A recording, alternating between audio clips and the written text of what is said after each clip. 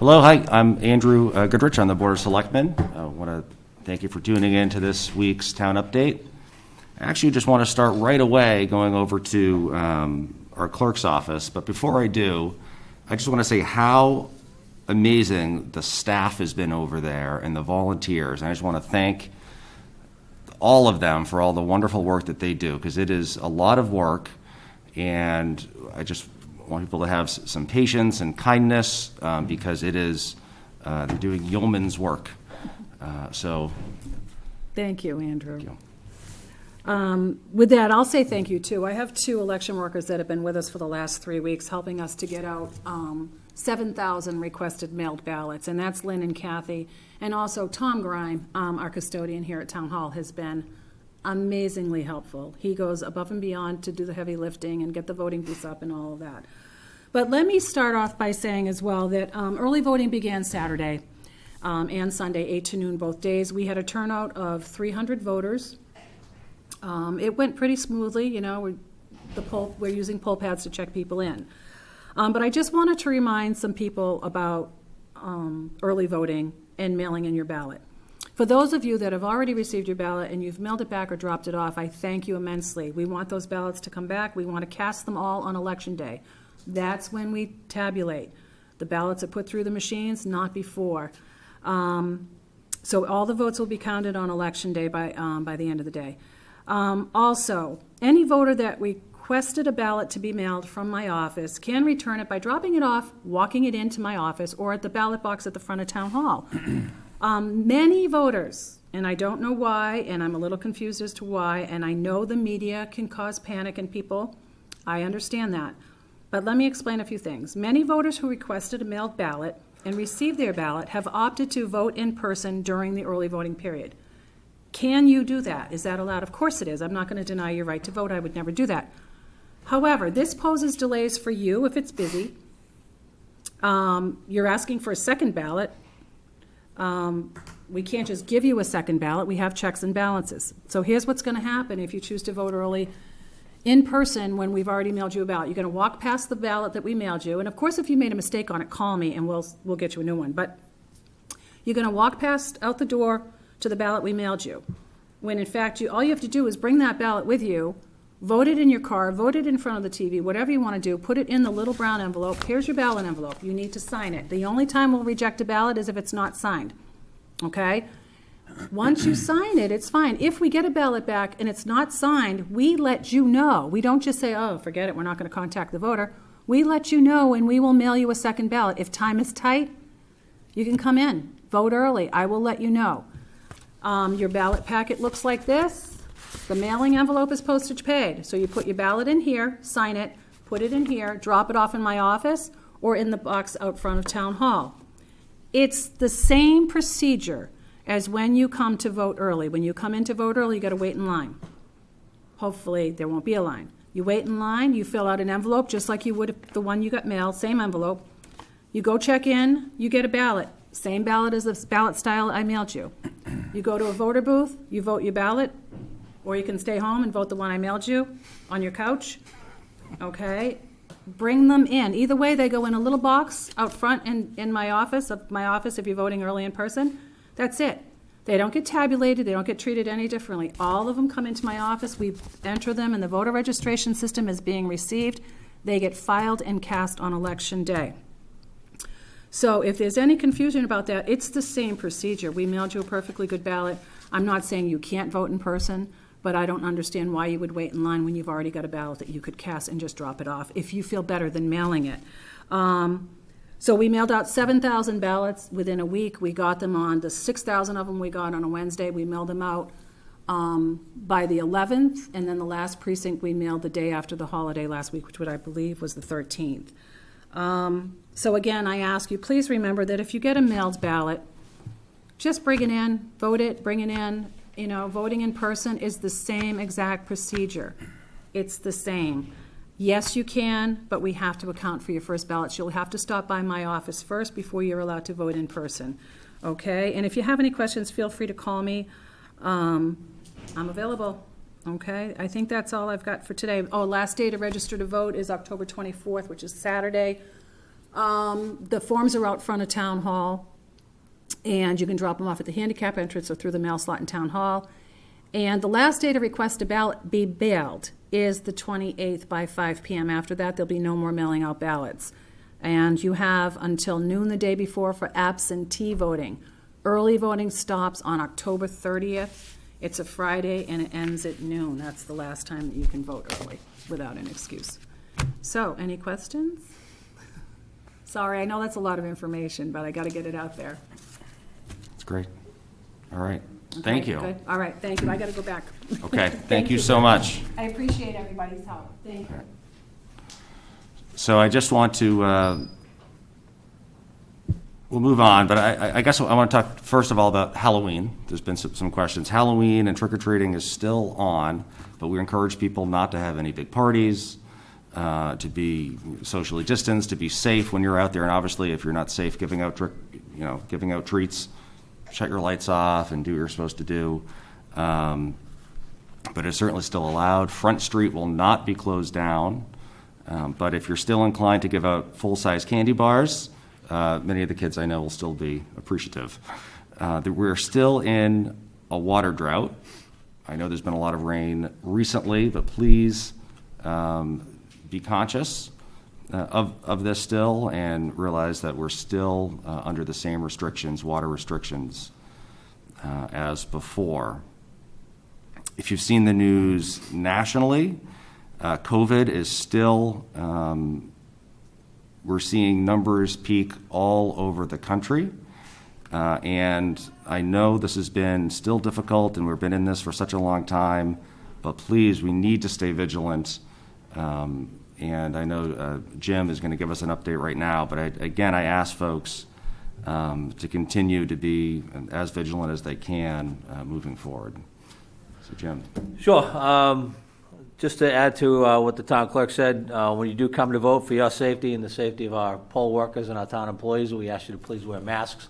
Make sure you're socially distanced when you come in. There were some lines this morning. People were good, but please, for your safety and ours, please wear a mask when you come into the town hall to vote. Since last Tuesday, we've had 5 new COVID cases reported for Scituate. These are 5 separate households. We are still in the yellow. Scituate's 14-day positivity rate as of last week was 1.5%. That's up from 1.29% the previous week. The good thing is we have not seen clusters right now of COVID cases. We do see individual households. We see multiple cases in individual households, but we haven't seen what they would call a cluster in Scituate, so that's a good thing. But we do need you to keep being vigilant. Our numbers are up. Wear masks, avoid large gatherings, wash your hands, all the things we've been saying all along. And if you're sick, stay home, call a doctor and get a test. Tests are getting pretty easy to get. So we ask people to keep following the rules. We've been talking about COVID fatigue on the news. I know people are just really tired of having to follow these rules, but until such time as we have a vaccine, we're going to have to keep following these rules for everybody's safety, so we ask you to keep doing that. Andrew touched on Halloween. We do have a link to the CDC guidelines on our website. Andrew hit up most of them. The other thing I would add is what the CDC is recommending is you set up what I'm calling a self-serve candy station at your house. You put the candy in individual bags, you leave it at the end of your driveway or someplace, and don't actually hand out the treats individually to children. But that the guidelines are on our website, so please follow those guidelines and we can have a safe and happy Halloween. Not the same Halloween as always, but at least we can have some semblance of normal and have trick-or-treating and Halloween. The reservoir is currently at 28.6%. It's holding fairly steady with the rain we've had the last 2 weeks. The average weekly usage through the water treatment plant was down to 510,000. That's down from 573. So that's 3 weeks in a row of lessening usage. Again, we don't think this is people watering less because they're getting conscious of conservation. We just think because it's raining, people are watering less. So we need you to water less, stop using that water. The forecast is for a little more rain this week, but if things continue, hopefully that reservoir will stop building back up and we'll be out of this drought. But we are still in extreme drought for southeastern Massachusetts, so please conserve water. I'm going to remind people again, police and fire are still conducting training on Wednesdays behind the high school. So if you see police vehicles and fire vehicles there between 10 a.m. and noon, that's what's going on. There is no emergency. The high school is on remote on Wednesdays. They are conducting training. Cedar Point construction is ongoing. You'll see some bigger trenches out there this week as they put in the dewatering system, but otherwise we're still doing laterals. We haven't started putting in the main trunk line. That will continue. The Cole Parkway Marina project is scheduled to commence today. Some setting up of the perimeter and where the laydown area is going to be in Cole Parkway. That is to put that marina on pilings, similar to the Maritime Center and the Mill Wharf Marina. That project is scheduled to be completed by boating season next year. The big new update for construction is the sewer department will be conducting leak detection and illegal connection detection in the areas of Oceanside and Sand Hills starting on Wednesday. Eventually, that will stretch down to Egypt Beach and the harbor areas. The testing involves blowing white smoke into the sewer lines on the street and seeing where the smoke leaks out. The smoke is harmless, odorless, non-standing, and leaves no residue. If you do not see smoke, you will not see smoke in your house unless there's an issue with your plumbing. If you have an issue with your plumbing, your connections, you may see smoke in your house. If that happens, simply open the windows and notify the crews on the street that you are seeing smoke in your house so they can determine what the source of that smoke is. It could be an illegal connection. It could be as simple as there's not enough water in your traps at that point, letting the water come in. If you are impacted by this or you have any questions, you can call the sewer department at 781-545-8736. This is part of our ongoing efforts to make improvements to our storage system and remove the unwanted I&I from the system that ends up impacting our plant and our capacity to treat surge. So everybody who's getting this testing done will get a notification either by their hand at the door or through a reverse 911 call. So you'll know about it, but if you see the smoke, it is harmless, and if it is in your house, it means there is an issue with your plumbing, and you need to let us know so we can determine what that issue is.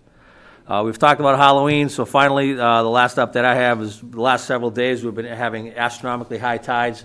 Today is the last one. The tides are over 12 feet. Normally we have 9 to 10 foot high tides. No wind, so we won't have that, but we will have some minor splash over and probably flooding in low-lying areas like Cole Parkway and Bailey's Causeway. But today is the last astronomically high tide. After this, they go back down. So that's what I have for this week. That's great. Thank you. We got our smoke testing notice on the door, so appreciate that. With that, we're going to turn over for the school update.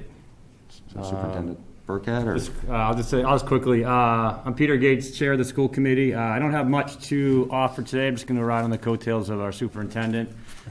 Just quickly, we do have a school committee meeting this evening. The agenda is available. Just want to let everyone know that we have an executive session that starts at 4:30. That's for business that is meant to be not part of the public discussion. So for those of you that like to attend our meetings, please join our Zoom at 6 p.m. In addition, we're always looking for a better venue to hold our twice-a-month meetings. We've had, in the past, we generally met at the high school library, which doesn't necessarily work great.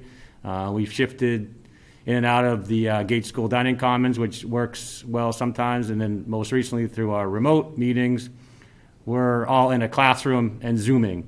So we're searching for when the pandemic is over, when we can all get together and have as many participants as possible to encourage folks to come. So tonight we're going to hold our first remote meeting in the Center for Performing Arts.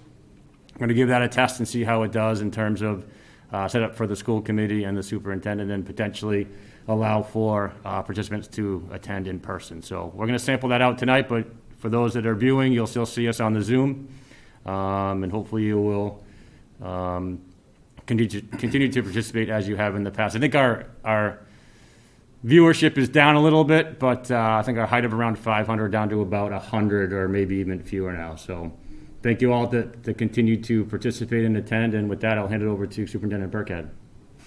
Thank you, Chairman Gates, and good morning, everybody. I'd like to start off with our COVID update. We did have one staff member test positive over the weekend, which brings our cases in the schools up to 8 since the beginning of the school year.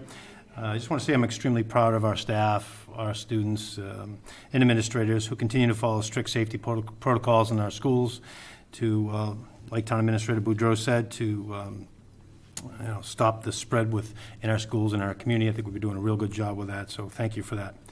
Something that goes hand in hand with that is our commitment of one of the few school districts in the state to provide free testing for our staff members.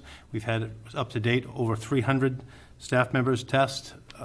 Today will be the final day. The good news to date is all tests have come back negative. I think it sends a good message that we're committed to the safety of our staff and families and students, and also gives us peace of mind knowing where we stand with that. So I want to thank all those who volunteered, and thanks to our nurse leaders for doing that hard work on the front lines. The next piece also kind of ties into our COVID in a positive manner. We've been talking about, and I know the select members have been doing a great job at these meetings and at their meetings, along with Mr. Boudreau, in asking for the community's support and help and following mitigation strategies to slow down the spread of virus in our town and in our schools. So what we've come up with is what we call a Scituate Health Integrity Pledge, or SHIP. We've been very proud that our staff and students and families have worked extremely hard on preparations for reopening our schools and continue to keep them safe. We all agree that this is a community effort and we need your help. We have created a Scituate Health Integrity Pledge, SHIP, that we'd like our extended school community to adopt. This will be significantly assist our district and town in keeping everyone safe and our schools open. It was shared this week on our Thursday Thoughts. It'll be shared on the school committee at the school committee meeting in detail this evening, and we'll make sure that we continue to publicize it and have it out there. It's basically some steps the community can take and help to support our schools and our greater community in navigating COVID and decreasing the amount of cases we have. So I want to thank you for all proactively for taking on that pledge. The next update I have is a Medco update. With the school year in full swing, our Boston Scituate Parent Advisory Group has started. If you're interested in that, you can contact Jonathan Simon, our parent rep, who is a Jenkins parent. And in-person and remote Medco affinity groups are also slated to begin this week. If you have a child of color in the same grade as one of our Boston resident students who would benefit from such a group, please reach out to Michelle Crawford, who is our Medco director. The email is mcrawford, CRAWFORD @scit.org, SCIT.org. And the Scituate Friends of Medco is working toward reviving and restructuring our family partnership program. Again, for information on that, or if you're a new member to Medco, please reach out to our director, Ms. Crawford. Next, we have an update on our Diversity, Equity, and Inclusion Subcommittee. The work of over 60 community representatives. I want to thank you all that committed several evenings and hard work coming up with a anti-racism resolution that will be presented for discussion and potential vote tonight at our school committee meeting. I also want to thank school committee members Nicole Brandolini and Janice Lindblom for all their hard work on the committee, as well as co-chair Assistant Superintendent Jen Arnold. And finally, the facilitators of the group. I just want to quickly name them because they did a lot of work behind the scenes in bringing this resolution to life and making it a complete community effort. John Scopoletti, Lindsay Newton, Stephen Sweat, Megan Gregory, James Thomas, Samantha Lesniak, Ryan Beatty, Lisa McGuire, Karen Hughes, and Michelle Crawford. I'll wrap up with a couple of quick things. Sailor shutouts are a positive way of giving kudos to faculty members, staff members in our district. So if you're interested in sharing some good news, please email them to us, and we'll get them out on our Thursday Thoughts. This week, I'd like to give a shout out to Emily Matthews for all the work she is doing in updating our website, and also for coming up with the visual document you'll see on our SHIP pledge document. And finally, a little update for me personally. Getting out in the classrooms each week has been a real thrill for me. Meeting the kids, seeing the teachers. We have exceptional teachers here. That reputation preceded my coming here and is now validated by my many visits to classrooms. I want to thank our teachers, paraprofessionals working in the classrooms, and our kids. They've been great. Last week I was asked if I was Rex Burkhead's dad, and this week I was asked for my autograph. So I think I'm moving up in the world, and if that student's watching, if that's worth any money down the road, please remember to give back to your local school district. So thank you all. That's great. Thank you so much. Everyone have a great and safe week.